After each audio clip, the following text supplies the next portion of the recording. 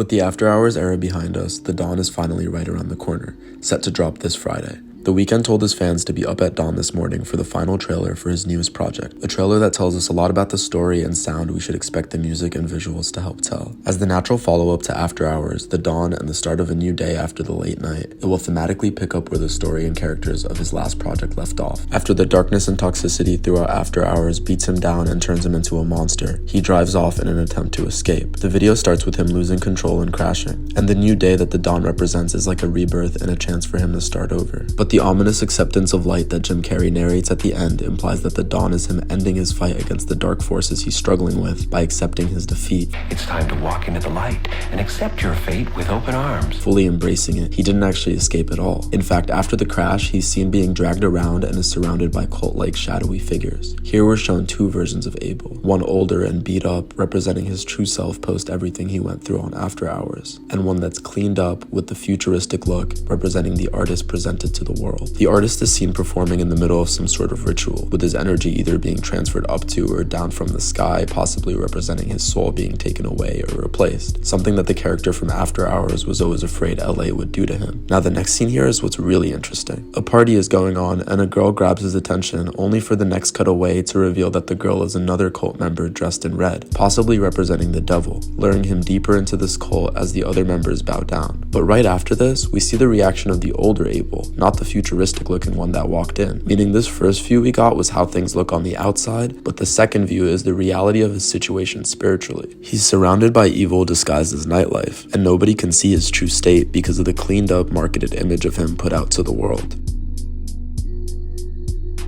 By the end, even that true self finally embraces the evil, smiling at the figure draped in red, done fighting against it, and submitting to the cult after struggling to escape it for so long. Now let's talk about the unique way that he's going to tell that story throughout this album. Now this lineup of superstar collaborators that he reveals halfway through the trailer is the team that he recruited to make this project feel more like a movie than ever before. This time, it's going to come with a creative twist. If the album is called Dawn FM, we could expect the radio station concept to make it through to the songs themselves, and much like a radio station has its hosts and commentary, I expect that this isn't a full feature list, but instead the list of artists that will play a role in that specific vision. Similar to how 21 Savage used Morgan Freeman to tell stories used to transition songs throughout Savage Mode 2. Back in October, the artist revealed on his Apple Music show that he was done with his part of the album, and that all he was missing was a couple characters that are key to the narrative, some people that are near and dear to him, some people that inspired his life as a child, and some that inspire him now.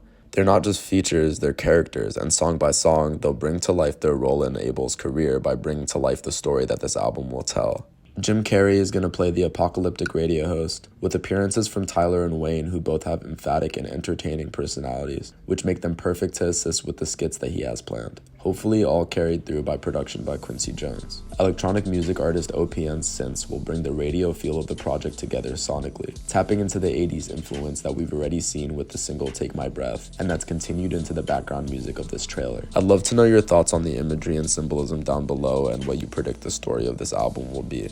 I'll be taking a deeper look at every visual from this album as the rollout continues like I did for After Hours. So make sure to subscribe and stay posted as we finally follow Abel through his journey into the dawn. Like I said before, the After Hours are done and the dawn is coming.